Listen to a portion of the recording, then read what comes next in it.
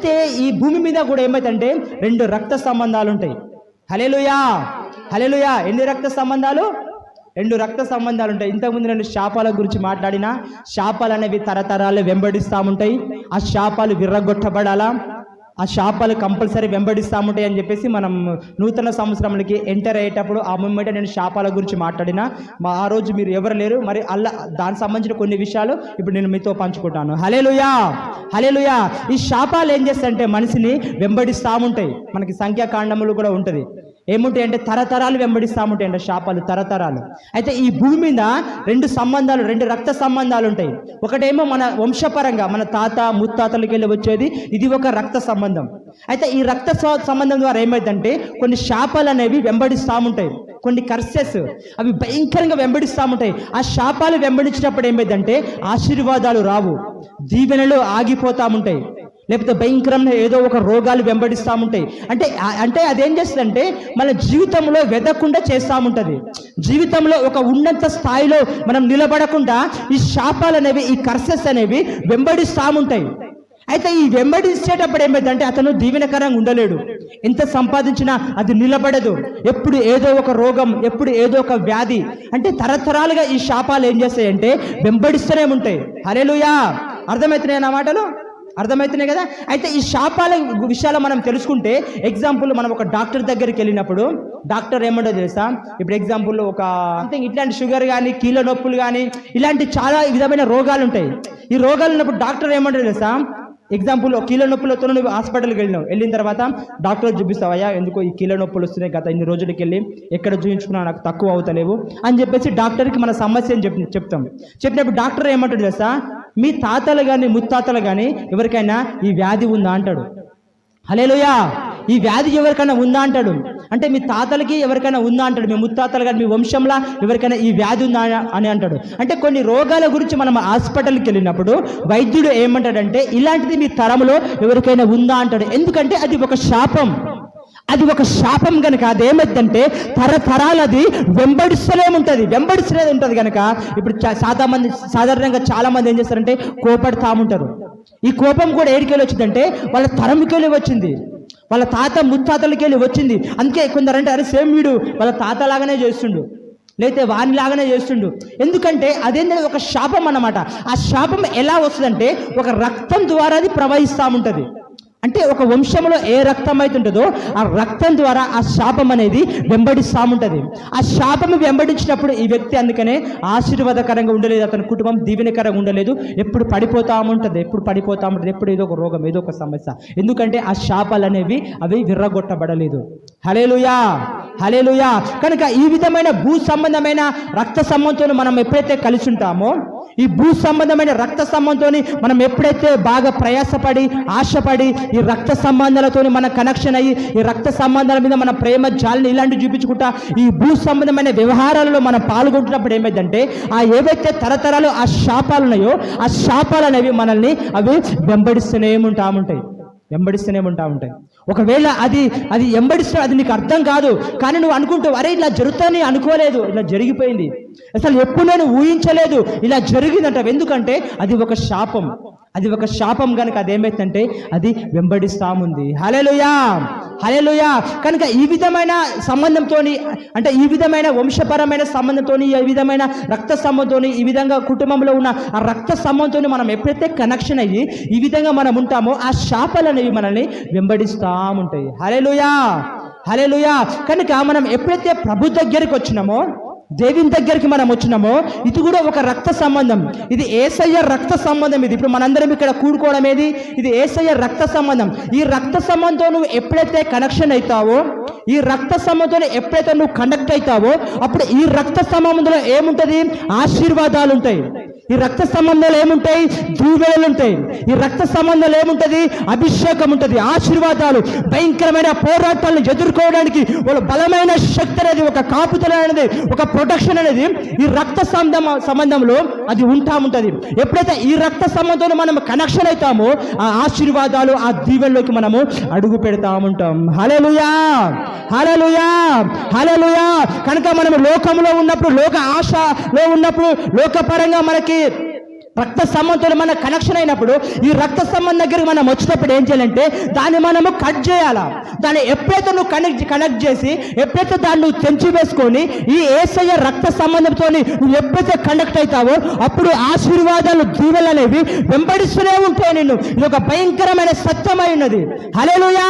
ఎందుకు ఈరోజు ఎంతో మంది క్రైస్తవ కుటుంబాలు దీవెనకరంగా ఉండవు, ఎంతో మంది క్రైస్తవ కుటుంబాలు ఆశీర్వాదకరంగా ఉండవు, ఎంతో మంది క్రైస్తవ కుటుంబాలు ఎంత కష్టపడినా ఎంత ప్రయాసపడినా అయ్యో మాకు దీవెన లేదే, మాకు కాపుదల లేదే, ఇంకా భయంకరమైన ఈ శ్రమలో ఈ పోరాటాల్లో ఇంకా మేము అనేక విధాలుగా మేము ప్రయాసపడుతున్నాం కానీ దేవుడు మాకు దీవెన చూపించలేదు.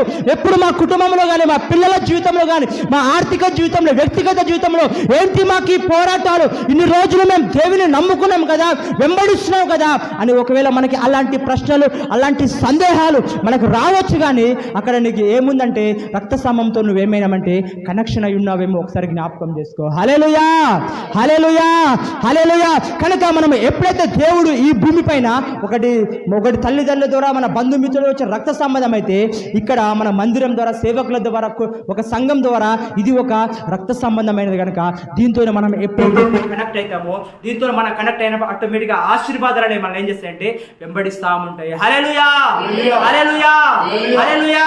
కనుక ఈ రోజు క్రైస్తవ కుటుంబాలు చాలా మంది ఏం ఎదురు చూస్తారంటే వారికి ఒక అద్భుతం కావాలా, దేవుడు మా జీవితంలో ఏదైనా ఒక అద్భుతాన్ని ఆయన చేయాలా అని ఇప్పటికీ కొన్ని సంవత్సరాల తరబడి దేవుని నమ్ముకున్నా కానీ అనేక క్రైస్తవ కుటుంబాలు ఆశించేది ఏంటంటే ఒక అద్భుతాన్ని ఆశిస్తా ఉన్నారు. వాళ్ళు ఏదో ఒక మిరాకిల్ జరిగిందా హల్లెలూయా అంటారు, ఏదో ఒక అద్భుతం జరిగిందా హల్లెలూయా అంటారు. దేని వెంబడిస్తున్నారంటే అద్భుతాన్ని వెంబడిస్తా ఉన్నారు. హల్లెలూయా. దేవుడు ఈ రోజు నీ కుటుంబంలో ఇది చేస్తుందంటే హల్లెలూయా అని గంతులేస్తా ఉంటారు. చూస్తున్నా ఇట్లాంటి హల్లెలూయా. దేని వెంబడిస్తున్నాయి క్రైస్తవ సంఘాలన్నీ? దేని వెంబడిస్తున్నాయి చెప్పండి, మాట్లాడండి. అద్భుతాలు అంటే ఏదైనా ఒక మిరాకిల్ జరగాల, ఏదైనా ఒక గొప్ప సూచన జరగాల, ఎప్పుడైనా ఒకరికి అద్భుతం జరగాలని క్రైస్తవ సంఘాలని ఈరోజు ఏంటంటే ఎదురు చూస్తా ఉన్నాయి. కానీ అద్భుతం అనేది అది టెంపరీ. అద్భుతం ఎప్పుడైనా అది శాశ్వతం ఉండదు.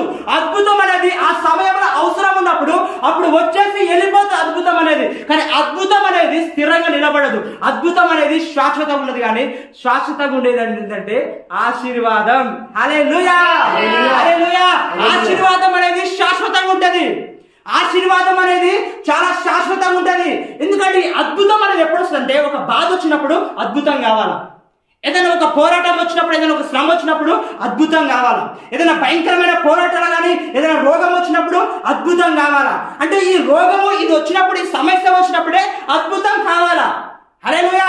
అందుకనే ఏం చేస్తున్నారంటే అద్భుతాని కోసము ఎదురు చూస్తున్నారు, అద్భుతం కోసం ఎదురు చూస్తున్నారు. సాతాను ఏం చేసిందంటే ఆశీర్వాదాలని చూడకుండా, ఆశీర్వాదాల గురించి తెలుసుకోకుండా వాడు ఏం చేస్తుంటే క్రైస్తవ బిడ్డల మనోనేత్రాలను వాడు గుడ్డితనం తీసుకువెళ్ళి వాటన్నిటిని మూసేసింది. కనుక అందుకే ఏం వెంబడిస్తారంటే అద్భుతాన్ని వెంబడిస్తా ఉన్నారు. హల్లెలూయా, హల్లెలూయా. మరి అద్భుతం ఎవరికి కావాలంటే ఒక అన్యుడికి కావాలి అద్భుతం. అద్భుతం ఎవరికి కావాలంటే దేవుని నమ్ముకోని వారికి, దేవుని వెంబడించిన వారికి, దేవుని గురించి తెలవని వారికి ఈ అద్భుతం కావాలి. కానీ యేసయ్య గురించి నీకు తెలుసు, ఆయన సొంత రక్షకునిగా నువ్వు అంగీకరించావు, ఆయన బిడ్డగా నువ్వు మార్చబడ్డావు కనుక ఇప్పుడు అద్భుతంగా కావాల్సింది ఆశీర్వాదం కావాలి. హల్లెలూయా, హల్లెలూయా. ఏం కావాలి? ఆశీర్వాదం కావాలా. ఏంది ఆశీర్వాదం అంటే చాలా మంది దేవుడిని దీవించును గాక అన్నప్పుడు ఓహో దేవుడు నన్ను దీవిస్తుండా సరేలే అని చాలా సైలెంట్గా ఉంటారు, చాలా మౌనంగా ఉంటారు. దాన్ని అంత సీరియస్గా తీసుకోరు, అంత సీరియస్గా దాన్ని రిసీవ్ చేసుకోరు. దేవుడిని ఆశీర్వదించినట్టు ఆమె అనాలంతే, హల్లెలూయా అనాలి, ఆయన పొందుకోవాలా. ఆ ఆశ, ఉత్సాహం నీలో ఉండాలా. క్రైస్తవ జీవితమే ఉత్సాహ జీవితం, క్రైస్తవ జీవితమే విశ్వాసం, ఫేత్ అనేది ఉండాలి కంపల్సరీ. ఆ విశ్వాసం లేకుండా ఆ దృఢంగా నమ్మాలంటే, దేవుని వాక్కు రిలీజ్ అయిందంటే దాన్ని నమ్మాలి, విశ్వసించాలి. అవును వారి జీవితంలో చేసి నా జీవితంలో చేస్తారు, అవును ప్రభా అంటే విశ్వసించాలా. హల్లెలూయా. అప్పుడు కార్యాలు జరుగుతూ ఉంటాయి, అప్పుడు సూచక్రియలు జరుగుతూ ఉంటాయి, అప్పుడు ఆశీర్వాదంలోకి నడిపించబడతాయి. దేవుడు నేను ఆశీర్వదిస్తున్నాడు అన్నప్పుడు ఆమె నన్ను అవును నన్ను ఆశీర్వదించిండు అన్నట్టుగా నువ్వు ఫీల్ కావాలా. బైబిల్ గ్రంథంలో ఒక మాట ఉంటుంది, ఏమని ఉంటుంది? మీరు ఏదైనా ప్రార్థన చేసినప్పుడు అవి మేము పొందుకున్నామని మీరు నమ్మండి అంటాడు. అంటే పొందుకున్నట్టుగా మీరు నమ్మాలా, అంటే ప్రార్థన అంటే ఆ విశ్వాసం రావాలా. ఆ విశ్వాసం వచ్చినప్పుడు ఆ ప్రార్థనకి జవాబు అనేది ఆటోమేటిక్గా అది వస్తుంది. కనుక ఇక్కడికైనా కూడా ఏదైనా దేవుడిని ఆశీర్వదిస్తున్నాడంటే నువ్వు ఆమె అనాలంతే. ఆమె ఎస్ అంటే ఆశీర్వాదం చాలా శక్తివంతమైనది. హల్లెలూయా, హల్లెలూయా. అద్భుతం కంటే ఆశీర్వాదమే శక్తివంతమైనది. విన్నారు ఎప్పుడైనా? అద్భుతం కన్నా ఆశీర్వాదం శక్తివంతమైనది. ఇప్పుడు అద్భుతం ఎప్పుడు కావాలా? ఏదో రోగం వస్తే అద్భుతం కావాలా? చెప్పినా కదా, ఏదైనా సమస్య వచ్చినప్పుడు, భయంకరమైన పోరాటాలు కూడా వెళుతున్నప్పుడు ఈ అద్భుతం కావాలా? ఈ అద్భుతం కోసం ఎదురు చూస్తారు. కానీ ఆశీర్వాదమే చాలా శక్తివంతమైనది. ఆశీర్వాదం ఎంత శక్తివంతమైనదంటే, ఒకవేళ దేవుని ఆశీర్వాదం కనుక నీకుంటే, దేవుని కాపుదల, దేవుని భద్రత, దేవుని ఆశీర్వాదం నీకుంటే ఈ అద్భుతంతో నీకు పని లేదు. ఎందుకంటే అద్భుతం ఎప్పుడు కావాలా? శ్రమ వచ్చినప్పుడు అద్భుతం కావాలా. ఆశీర్వాదం ఉందనుకో ఆ శ్రమనే నీ దగ్గరికి రాదు. ఎప్పుడైతే ఆశీర్వాదం ఉందనుకో ఆ పోరాటం నీ దగ్గరికి రాదు. ఆశీర్వాదం నీ దగ్గర ఉందనుకో ఆ శ్రమల గుండా నువ్వు వెళ్ళాల్సిన అవసరం లేదు, ఆ రోగం గుండా వెళ్ళాల్సిన అవసరం లేదు. ఎందుకంటే ఆశీర్వాదము రోగం లేకుండా చేస్తుంది. ఆశీర్వాదము అన్ని సమృద్ధిగా అది సమకూరుస్తుంది. అదే ఆశీర్వాదం. హల్లెలూయా, హల్లెలూయా. కనుక ఆశీర్వాదం మీద ఎంబడిపడాలి. మనం ఆశీర్వాదం కోసం ఎదురు చూడాలా, అద్భుతం కొరకు ఎదురు చూడాలి. అద్భుతం కోసం ఎవరు చూడాలా? అన్యుడు చూడాలా. దేవుని గురించి, తెలవడం గురించి అద్భుతం కావాలి. ఇప్పుడు మోషే ప్రవక్త ఉండు. మోషే ప్రవక్త దేవుడు అని చెప్పాడు, ఇదిగో అద్భుతాలు చేస్తావు, నువ్వు వెళ్ళాడు. ఎందుకంటే అక్కడ భయంకరమైన పోరాటాలు ఉన్నాయి, అక్కడ భయంకరమైన శ్రమలు ఉన్నాయి. కాబట్టి అక్కడ ఏంటంటే అద్భుతం కోసం అక్కడ వెళ్ళన్నాడు. అక్కడ అద్భుతాలు చేస్తానన్నాడు, మహత్కార్యాలు చేస్తున్నాడు, సూచక క్రియలు చేస్తానన్నాడు. ఎందుకంటే అక్కడ అద్భుతం అవసరము. ఎందుకంటే అక్కడ జనులు ఉన్నారు. అక్కడ రెండు తలంపుల మధ్యలో నడుస్తున్నటువంటి ప్రజలు అక్కడ ఉన్నారు కనుక అక్కడికి వెళ్ళి అద్భుతం అక్కడ అవసరం కనుక మోషే నువ్వు వెళ్ళు, అక్కడ అద్భుత కార్యాలయం చేస్తానన్నాడు. కనుక అందుకనే ఒక అన్యుని కావాలంటే ఏం కావాలంటే అద్భుతం కావాలి. ఒక క్రైస్తవునికి ఏం కావాలంటే ఆశీర్వాదం కావాలా. ఎప్పుడైతే ఆశీర్వాదాన్ని వెంబడించిందనుకో అద్భుతంతో నీకు పని లేదు. ఆశీర్వాదం నీ వెంబడిందనుకో నువ్వు పోరాడాల్సిన పని లేదు.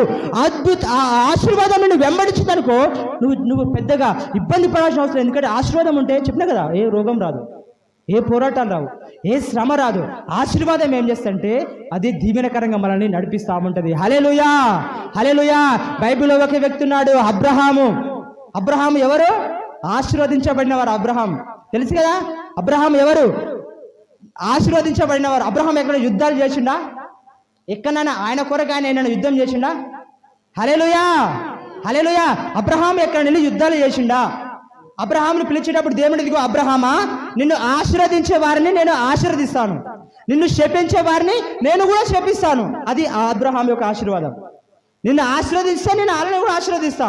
ఒక నిన్ను శపించినాకో నేను వారిని కూడా శపిస్తా. హల్లెలూయా. కనుక అబ్రహాంకి ఆ ఆశీర్వాదం కనుక అబ్రహాం ఎక్కడ యుద్ధాలు చేయలేదు. అబ్రహాంకి ఎక్కడ ఏది కొదవలేదు. ఎక్కడైతే అక్కడ మొత్తం ఆయన ఆధీనంలో ఉంటుంది. కానీ లోతు కోసం ప్రయాసపడ్డాడు, కానీ ఆయన కోసం ఆయన ఎక్కువ ఎక్కడ ప్రయాసపడలేదు. ఎందుకంటే ఆయన ఆశీర్వదించబడిన వ్యక్తి. హల్లెలూయా, హల్లెలూయా. ఆయన దీవించబడిన వ్యక్తి. కనుక ఈరోజు మనం దేని కొరకు ఎదురు చూడాలంటే ఆశీర్వాద కొరకు ఎదురు చూడాలా. ఆశీర్వాద దేవాన్ని నన్ను ఆశీర్వదించు, నా కుటుంబాన్ని ఆశీర్వదించు, నా పిల్లల్ని ఆశీర్వదించు అని ఆ ఆశీర్వాద కొరకు మనము ఎదురు చూడాలి. మరి ఈ ఆశీర్వాదం రావాలంటే మనం దేనికి కనెక్ట్ కావాలా? హల్లెలూయా.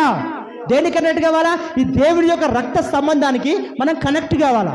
ఈ యేసయ్య రక్త సంబంధానికి మనం ఎప్పుడైతే కనెక్షన్ అవుతామో, ఎప్పుడైతే మనం కనెక్ట్ అవుతామో ఆటోమేటిక్గా ఆయనలో ఆశీర్వాదాలు నీలోకి అవి ఎంటర్ అయితేనే ఉంటాయి. హల్లెలూయా, హల్లెలూయా.